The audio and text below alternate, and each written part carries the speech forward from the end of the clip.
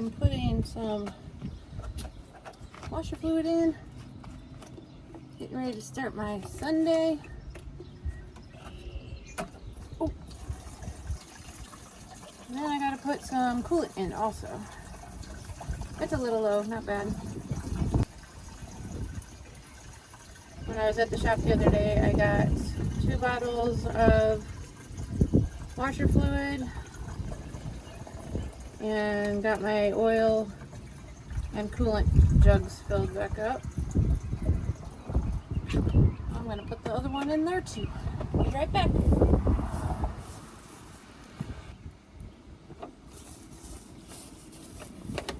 Probably should have put my microphone on for this, but as usual, I forgot.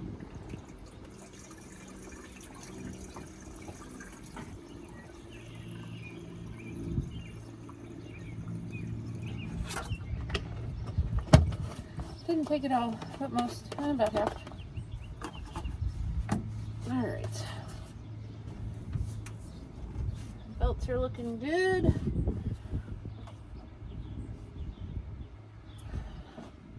Leaf springs. All my hoses are all good. Everything looks good on this side. Let's go to the other side. This is the safety thing right here. Usually it's down when you open it and you gotta lift it back up to close it.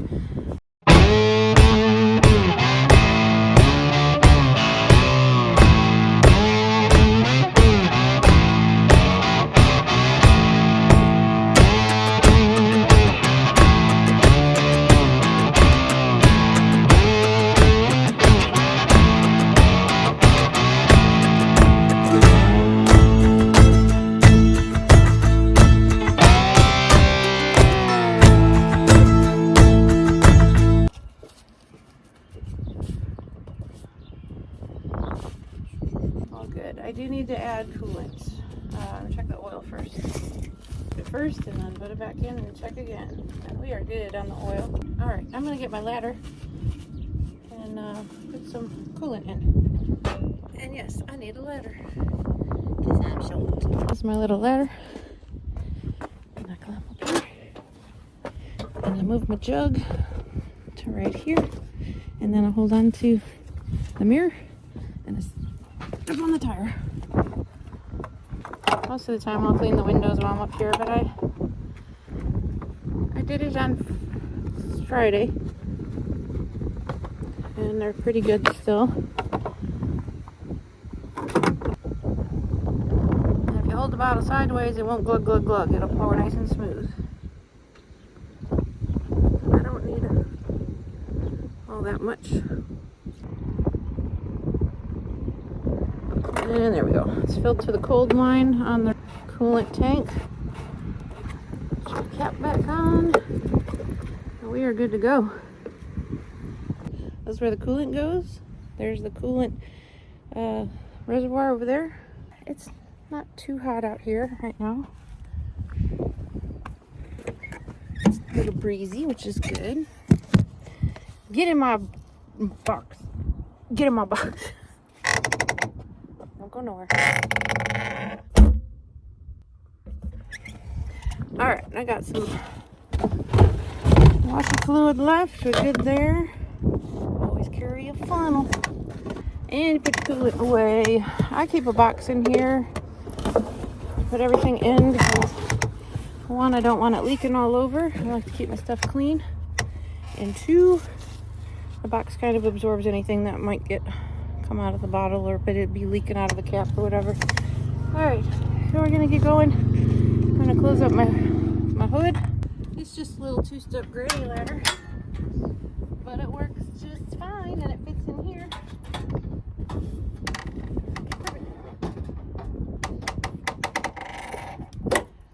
And there's that. Hello, truckers and friends. It is Sunday, June 18th. It's Father's Day. I need to call my daddy. I haven't done that yet. I've been busy getting ready to roll out. I am headed to Kentucky today. Did my pre-trip because I just showed it. I am I'm going to pick up an empty trailer. Right now I'm bobtailing, so I gotta go to University Park to one of our accounts where there's empty trailers. So I pick an empty trailer up there and then head to Joliet to the Home Depot. But that's what I'm doing today. And then I'm going to Kentucky. I like going to Kentucky. I wanted to start my clock earlier today and hopefully get to Kentucky and take my 10-hour break and then deliver the load. I did some meal prep last night and I did some more meal prep this morning. I got meat. I got so much meat, it's gonna last me 2 weeks if I get stuck out here again. I put some in the freezer, so obviously it won't go bad in there. It'll be all right. I made some bacon. I boiled some eggs. I made some pork steaks. I have some ground beef. I have some turkey sausage, natural, whatever, grass-fed turkey sausage, or maybe it is beef sauce. I don't know what it is. It's supposed to be healthy. That's all I know. But if you ask me, I'm still getting used to this calling sausage healthy and fatty stuff healthy. It's weird. But I hear a lot of good things about carnivore and how it helps heal like cartilage and joint pain and migraines and gut issues and like all these things. It's supposed to help heal and make you feel better and give you energy. And this is apparently how our ancestors ate. And they would eat like one big meal a day and then go to sleep until it was time to catch some more. So they only ate like one meal a day, and it was meat, and they ate a lot of bone marrow because they ate off of the carcasses of things that were killed by other animals. Bone marrow and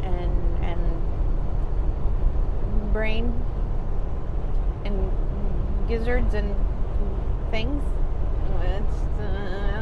I have never been much of a meat eater, but I'm not a vegetable eater either, so there's that. Excuse me, truck. I'm trying to talk.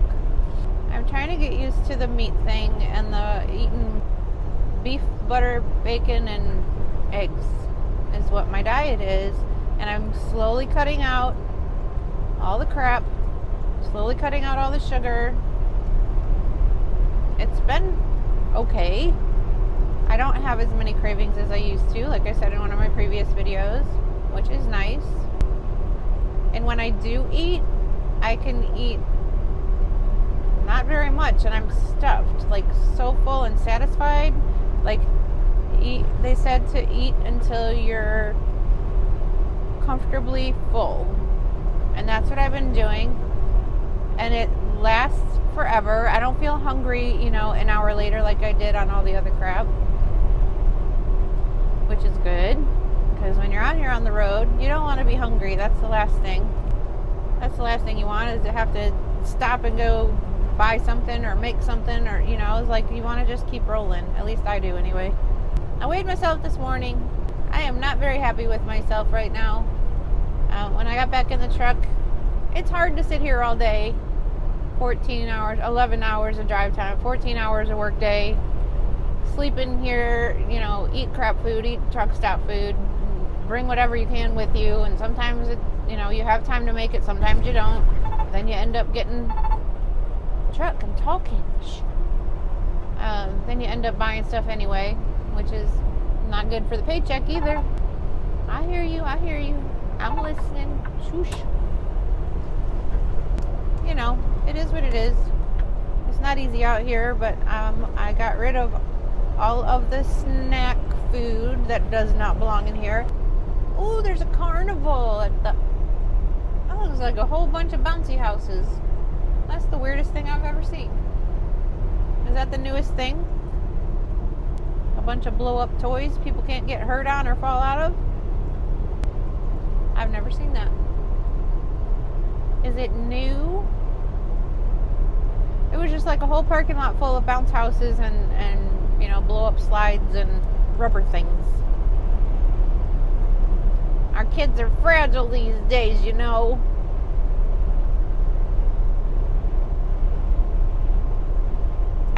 It just cracks me up.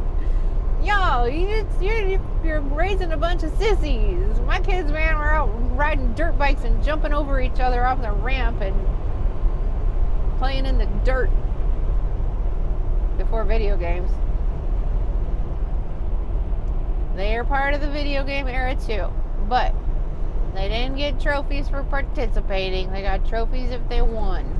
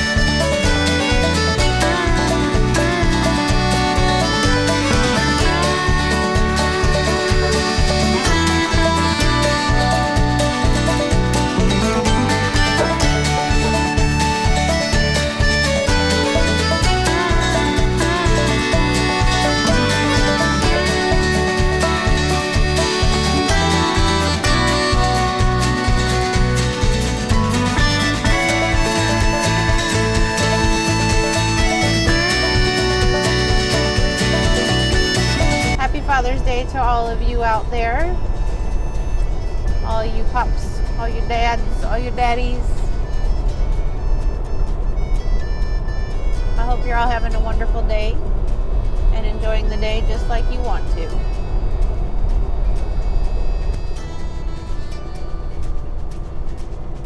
I am almost to the location where I'm going to pick up an empty trailer.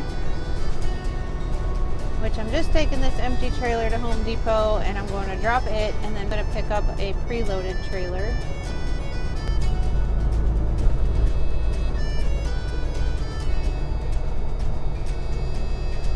We got to keep our empties on their lot because they're constantly filling them up. So we got to trade out an empty for a full one. For those of you that are not drivers.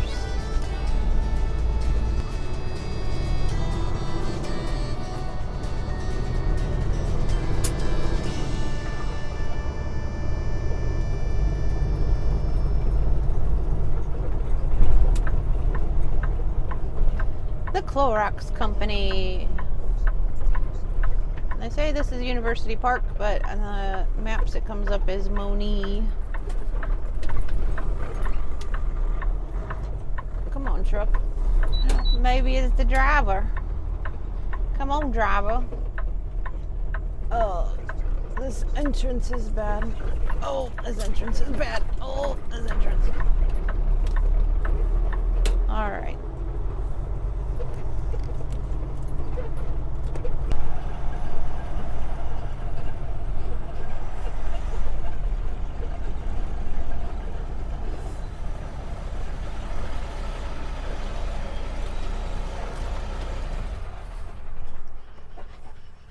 I just need to grab one of our empties. Closest one gonna be in lot 128 along the fence over on the east side. 128. Thank you.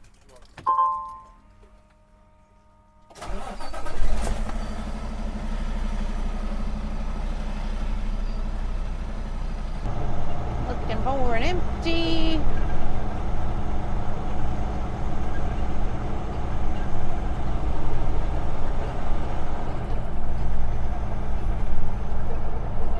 Empty one?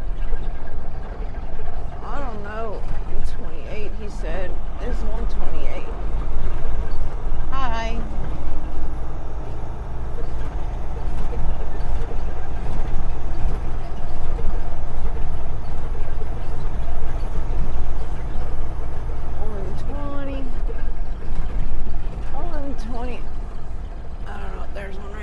Let's go see it. Let's go see it. Stay here, don't go nowhere.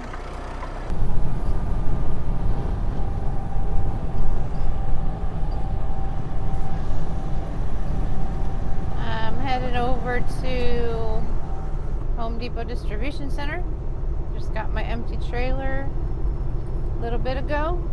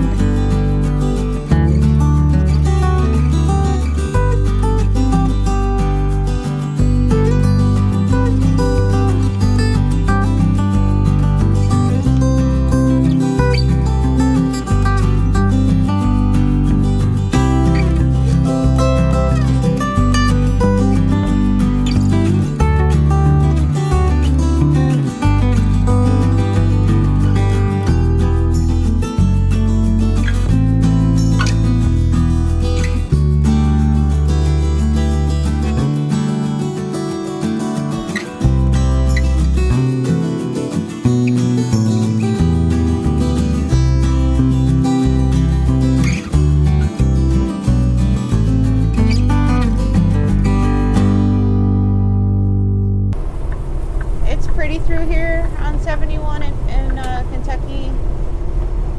I love it. It's not mountains or anything, but it's pretty.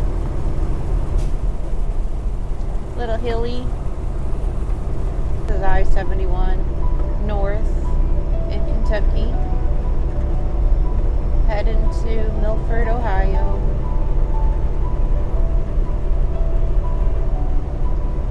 Monday, June 19th.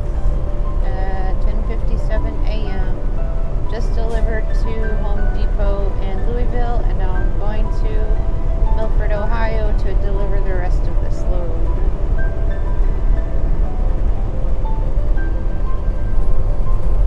It's very pretty right through here.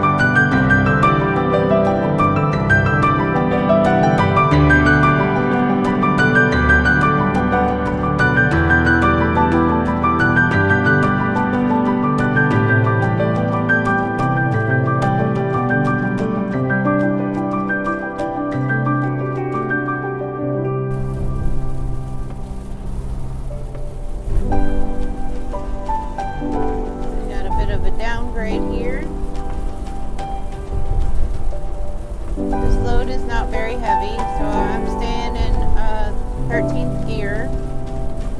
I do not have it on cruise control. Take it off cruise control and let your Jake brakes hold you. If it starts getting away a little bit and you want to slow down, just stab the brakes. You don't need to hold them. I just put the brakes on real quick just to show you. But now it's holding it at 64 miles an hour. And I don't need to go any faster than this, nor should I. Got curves here, so you don't need to be tipping over going around the curves. And it doesn't matter if everybody's flying by you, let them. The most important thing is keeping your truck, your trailer, and everything in control at a safe speed. And if people want to pass you, let them pass you. This is beautiful. I love this road.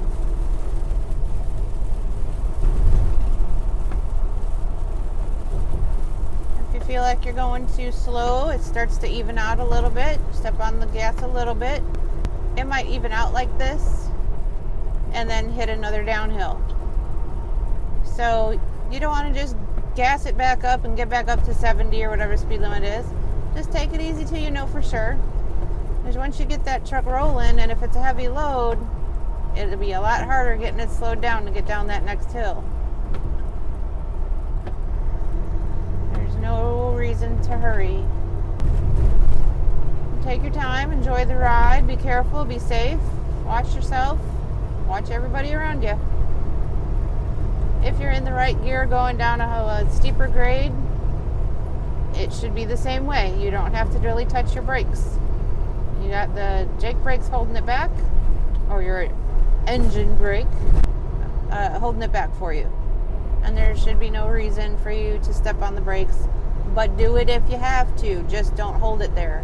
Stab it, stab the brake, get it down to the speed you want quickly, and watch your RPMs, and then let it off.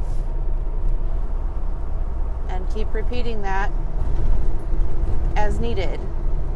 But if you have it in the right gear, you won't have to do that.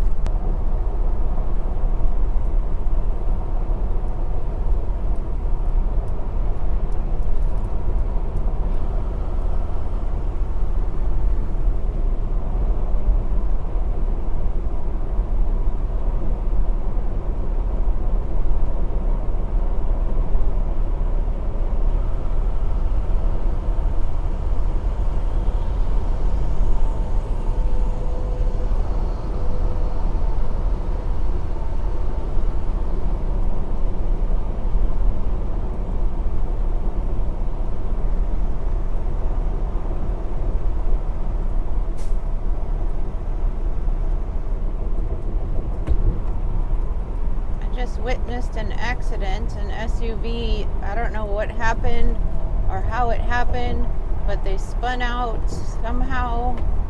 I don't know if somebody cut them off or if they were trying to I don't know what happened, but all I saw was the car spin around and then slide over onto the side of the road, and then it hit the rocks on the side of the road and flipped over twice and landed back on its wheels. I was not in a place where I could pull over to stop, but there were several other vehicles and another truck that stopped to help them. That was so scary. I don't know what happened. I wish I would have had that on video for evidence or witness or whatever. Dang it. It was an eighth of a mile in front of me, so I didn't see how it happened, but maybe the camera could have picked it up. That's why I wish I had cameras that run all the time for reasons like that. You know, you're out here all the time and you see stuff like that, and it's maybe they didn't have a camera on board. Maybe the vehicle behind them did. I hope so. Hopefully the guy that stopped, there was a car that stopped immediately that was right behind him. I don't know if he was involved or part of it. I don't think he was, because he was back a little bit. But hopefully he had a camera to see what happened. That was so scary. And it all happens in just a matter of seconds.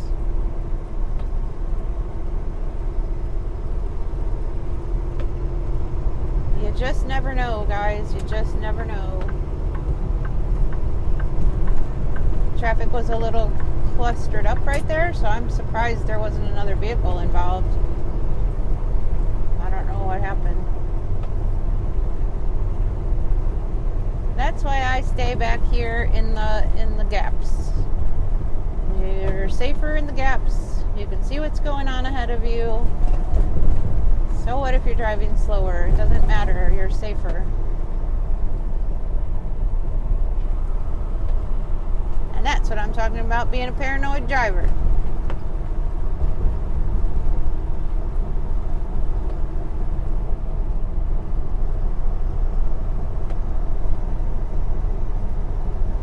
You just never know.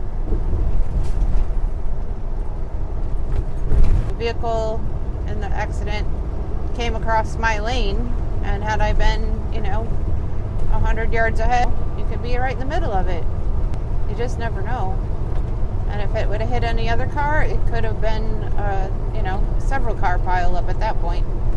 Several vehicles involved. You just never know. Drive safe. Drive in the gaps. Drive where there's nobody else around you. Especially in bad weather. It's raining. Roads are a little slicker than normal, In the winter, most definitely, stay in the gaps.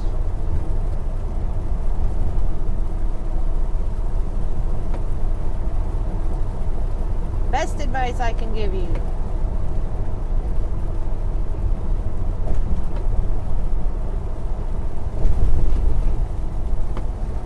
Nice blinker, buddy. Nice blinker.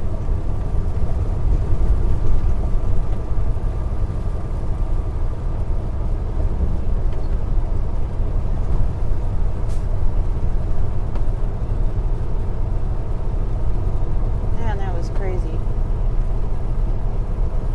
I've never seen an accident like that happen right in front of me. I mean, I've seen accidents happen before, but not a rollover.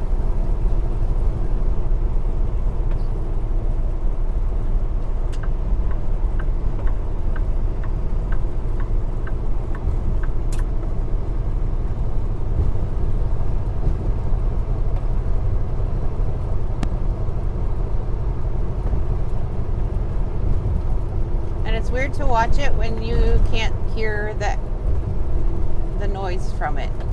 It just happens in silence. It's so crazy.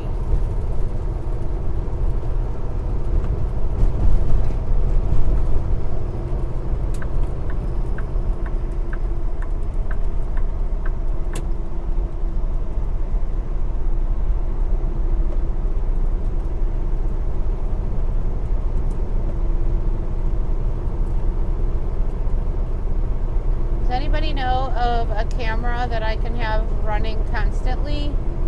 Like maybe one that loops, that will, I don't know, does it delete if there's nothing in the, nothing to, nothing spectacular to record, just keep looping? If anybody has any ideas on that, let me know. I'd be interested in getting something like that. For my own safety and for everybody else's around me,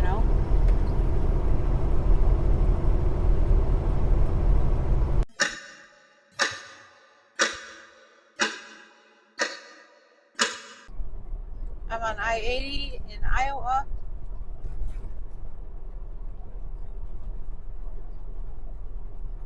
Heading to Des Moines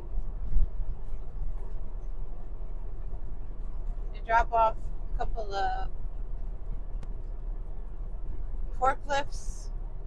The last stop was in Rock Island, Illinois, and the dude there unloaded 2 additional forklifts than he was supposed to, and so he put a couple of blocks back around the tires, but not like they're supposed to be, and I'm a little nervous, but I put a bunch of straps in here hoping to keep these things still, because if they move or they shift, it's terrible. I've had one of them shift on me many years ago, and that was so scary. One forklift leaning the wrong way can cause some major issues.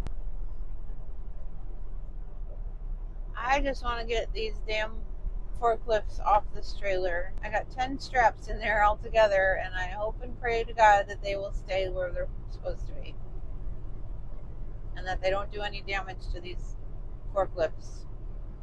Because you got hydraulic hoses and everything all over them, and I tried to put them so they would not touch or interfere with those hydraulic hoses.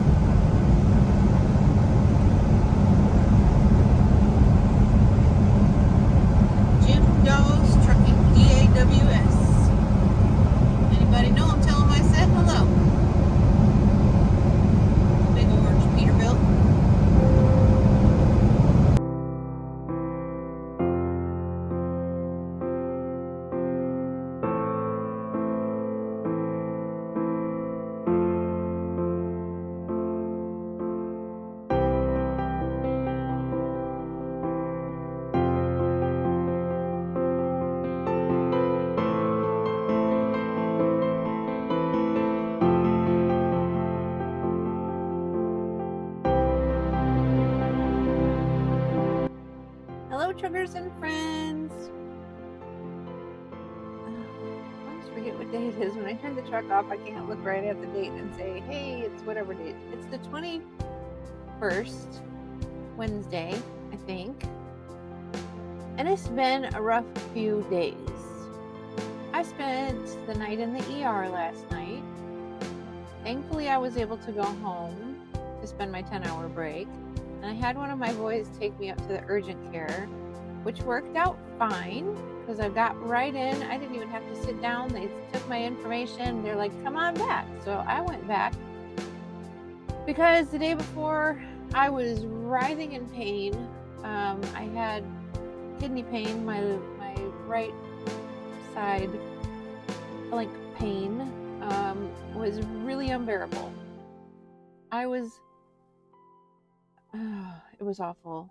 I was supposed to make a delivery by 3 o'clock Monday afternoon. Well, things got jumbled up on Monday. There was 2 loads on one trailer. The first load took forever to unload, and the second load took forever, so I couldn't get to my next dispatch on time. I needed to be there by 3 o'clock, and I couldn't get there on time. So I called dispatch. I'm like, I'm not going to make it. It's already 3 o'clock here. I'm not going to make it to my next appointment. So they said, we'll just change it to 8 o'clock tomorrow morning. Sit tight. Take your 10-hour break now, and then head there after the 10 hours is over to be there in the morning first thing. Well, it's a good thing that happened because within a half hour of me parking for my 10-hour break right there at the Home Depot, I ended up with such severe back pain. I could not sit still. I was in here talking to myself, trying to figure out what I was going to do because here I'm sitting in the middle of a Home Depot parking lot getting sick. I was vomiting. I was sweating. I had the chills. It was awful. This is not the fun place to do that kind of thing. Not that it's fun to do anywhere, but you know. So Tuesday, when I was able to finally fall asleep Monday night, it finally settled down a little bit where I could relax some and close my eyes and get a little bit of rest. But before that, ooh, man, it was awful. It was awful pain. I have never felt anything like it. I had my gallbladder out, so I knew it wasn't my gallbladder. But I thought for sure it was kidney. I have had kidney infection before that actually went septic. And I was in the hospital for 4 days with a really bad infection, kidney infection. And they did say that my kidneys had stones in them, but they hadn't moved or anything. So because I was septic at that time, I was really worried because the doctor told me that time that if I did not come in when I did, that I may not have survived the night. That's how bad it was. That's what was going through my mind on Monday during the day and through the night while I was laying here in severe pain, thinking it was the same kind of pain, same place, and I think it was a little more severe this time than it was last time. So I'm thinking, oh, if I fall asleep in here, I might die.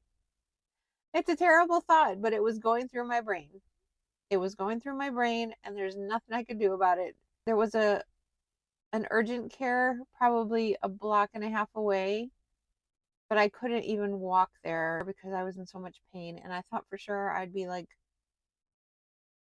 throwing up on the sidewalk and be really embarrassed. So I chose to stay in the truck and sit here and debate whether I should call 911 and have them come pick me up and then worry about what was going to happen to my truck and all the things in it and who was going to get the next delivery. I had an empty trailer at the time, so it wasn't like I was holding on to a load or anything, which was good, but I'm sure they wouldn't want their truck just sitting there in the Home Depot parking lot. And I don't think Home Depot would like it either. Who knows? So anyway, after I was able to get a couple hours of sleep, I was still in pain the next day, but it wasn't like, writhing pain. Like I can't do anything but sit here and moan and groan. It was still painful, but it wasn't horribly painful. Like I could still function, I could still talk, I could still move and do my job. So I went about my business. I was in Ohio when it started on Monday. I worked my way up to Rockford no, Belvedere picked up my load that I was taking today, and was nearing the time for my break, my 10-hour break. And I'm like, I'm going home because I'm kind of on the way, but not on the way. I made it on the way. I stopped at home and I told the kids, I'm going to take a quick shower and I need somebody to take me to the urgent care. And my youngest took me, walked right in. There was no, like, hardly anybody else there. They took me right away. I didn't even have to sit down in the waiting room. They took me back, did a urinalysis, and the doctor came in and was like, we think it's kidney and you need to go across the street to the ER so they can do an CT scan. Said we can't do that here. So they can do these tests for you and draw your blood and all the things. So that's what I did. My son drove me across the street basically and walked in the door, and there was a 3-hour wait. 3 hours of wait time. But this hospital was amazing. Everybody, both at the urgent care and at the hospital, everybody was so nice. Everybody was so helpful. And even though there was a 3-hour wait, they still were coming out. They took me back to triage right away to get my vitals and everything. Drew my blood right away while I was in triage, sent that back. And then, like 20 minutes later, half hour later, they came out to get me to take me back for my CT scan. Like, even though there weren't any rooms and there was a 3-hour wait, the doctors and nurses were just hopping and they were making sure everybody in that waiting room was still being taken care of, even though they didn't have enough rooms. I was amazed. I was so amazed and impressed by the way this hospital ran. It's part of the hospital network that I had all my kids in, all but one. Adam was born in Wisconsin, but the other kids were all born in at the same network of hospitals. And I used to work there. I used to work in the ER at that hospital. I used to work in the mother baby unit and the labor and delivery unit. And I loved my job there. The place was amazing. I swore if I ever got in a car accident, I was going to be like, I don't care where we are. You need to take me to the hospital because that's the only place I'll go. When I got my knee injury, I went to a different hospital and it was horrible. Horrible. And I swear I would never do that again. But I had no choice last night, and I ended up going to this hospital. It was close to home, and it was amazing. And I can't tell you enough. This hospital was fabulous. The people were so friendly and so helpful, and made me feel like I belonged there. I was very impressed. I would give it 10 stars if I could. There were a few people in there that were not happy because there was a 3-hour wait and they weren't able to lay in a bed. They had to sit in a chair out in the waiting room. I can understand that if you're not feeling good. I was fine with it. I'll sit anywhere, whatever. So it was, they were getting stuff done anyway. They were still coming out and taking people back for x-rays and blood work and all the things. So those people were getting their stuff done, even though they didn't have a bed to lay in. So, but that's how my last night went. And then this morning, I go to deliver my first 2 forklifts out of the 5 that are on my trailer, and backed into a dock at a crazy little place in Rock Island, Illinois. So it was kind of strange to get to, for one. And then when I backed into the dock, they unloaded from the dock. You just stay in your truck now. It's not like it used to be before COVID and before I got hurt 7 years ago, where you were on the dock with most of these things going on. But so I was sitting in my truck and I started thinking, this is taking longer than it should take to unload 2 forklifts. And then I started panicking because I'm like, oh my gosh, these are blocked and braced, which means there's wood, like chucks, all around all the wheels to keep them steady, keep them in place so they don't move while you're traveling. And they're actually nailed into the floor. And it's a lot of work to get these forklifts blocked and braced. And they're done individually. It's not just, the front or the back. It's all of them. All their wheels are blocked and braced. And I started panicking, thinking this guy's taken off more than the 2 that are supposed to be delivered here. After I told them at the desk, I have 3 stops coming off of this trailer.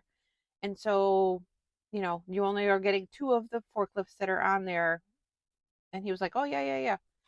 Well, Either the dude didn't understand what he was saying, or he didn't pay attention, or the guy never told him. But I went running inside after I walked down the side of my trailer, and I heard he was up closer to the nose of the trailer. And I was like, oh my gosh, he's unloading more than the two. Now what? Because it takes skill. It takes some skill and know-how to do these blocking and bracing things with these forklifts. Nor did I know if they had any of the equipment to do it with. You gotta have the blocks and braces, and usually when they take the blocks out, they're busting them up with hammers and sledgehammers and whatever. And then so the blocks that he pulled out were all just a big kindling mess. That's what they were. They were all broken apart, so we couldn't really use them. Yes, I ran in there and I was like, you were only supposed to take two. And he's like, I know, I just found out. Nobody told me, blah, blah, blah, blah. What am I supposed to do now? So he's like, don't worry. I can find some wood, scrap wood left out of this crumbled mess of 2x4s here and blocks and bracing. It's getting hot in here. Oh, much better. So, he's like, oh, don't worry about it. I'm like, oh my gosh. So I ran back out to the truck to tell my dispatch what happened, because they need to know, because if anything happens between, from them touching everybody else's forklifts to, an accident and those things aren't blocked and braced right, I don't know how to do it. I've seen the guys do it, but I don't know how to do it. I don't know, what the protocol is. I sat in my truck while he did that. It didn't take him very long, which was a warning signal right there, because usually it takes them quite a while to do it. So after I talked to dispatch, I went back in. He's like, I'm all done. I'm like, I went and looked in the trailer, and it was just 2x4s flat, two on each side of the wheels. I'm like, that's not going to work. He's like, it'll be fine. It'll be fine. I'm like, no, that's not going to work. I had a load of one forklift that shifted because the dock workers wanted me just to take it around the corner. Well, the thing rolled, and by the time I got around the corner, the whole trailer was tipping, like severely tipping, and I was scared to death it was going to roll. And I was creeping. I'm like, please, please just get to the dock. So I was paranoid mess. Paranoid. I have 10 straps. I've been collecting them, thank God. I got 10 straps in my box over here, and I brought them all inside, and I started strapping the crap out of 4. There was 3 left. By the time they took theirs off, there was 3 left. I put 2 straps in front and in back of each one, and I'm like, I'm just going to drive like a grandma and hope to God that these things don't shift. And I did it. I made it okay, but it was a scary ride. The stuff is heavy, and then I had somebody pull out in front of me, and I didn't have to hit the hooks because the truck did it for me. I had plenty of room, but the truck slammed on the whatever brakes there. I don't know if it's the engine brake, whatever it is, but it does it on its own when somebody gets in front of you. And so it did that, and I'm like, oh my God, please. I was scared that one of them had shifted. It was fine. Everything was fine. Then I get to the second place where only one forklift came off at the second place. But when I got there, realized they all have serial numbers. The dude loaded them backwards, and the serial number that the second load needed was actually in the middle of the trailer.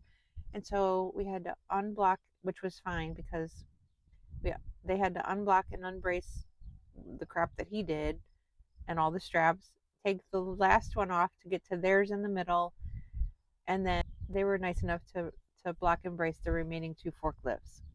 And they gave me a hat, pink hat.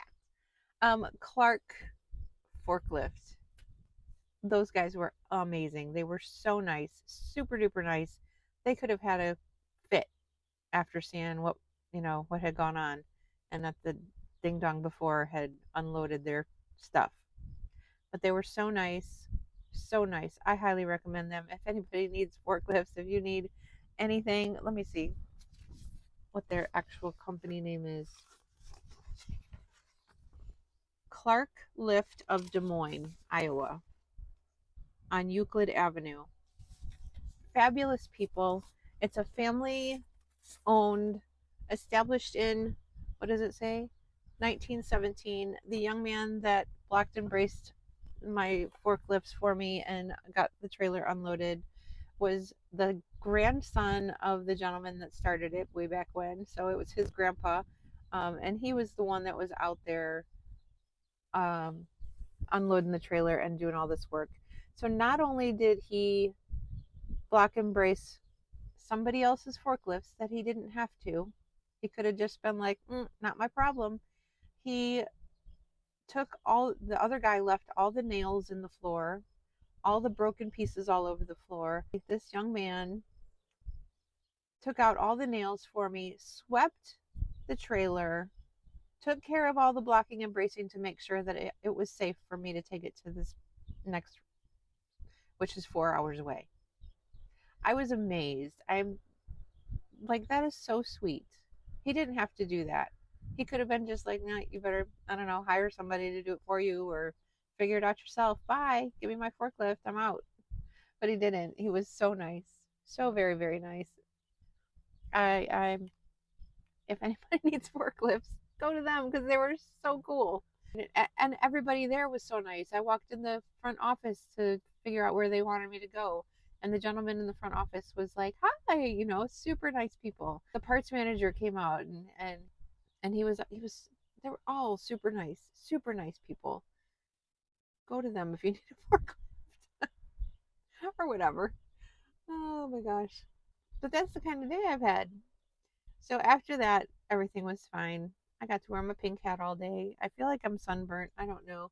But I did pass my stone. I passed my stone today and I had to catch it.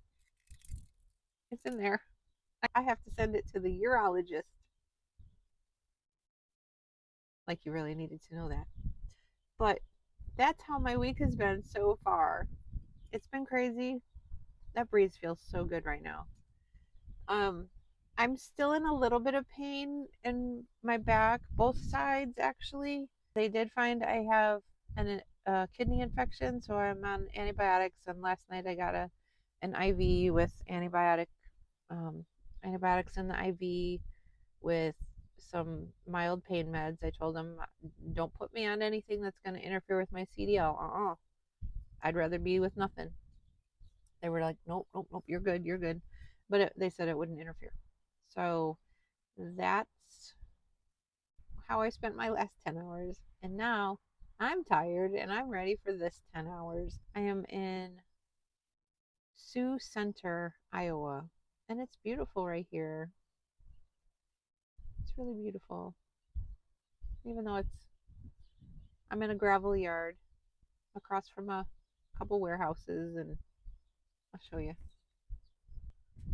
This is my view. Excuse my sunglasses. A little warehouse, furniture warehouse.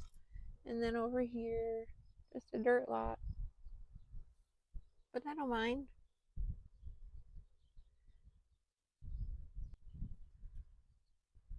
It's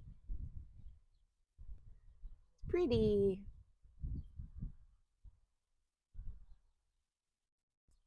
I witnessed another accident today. There is just not too far from here, actually.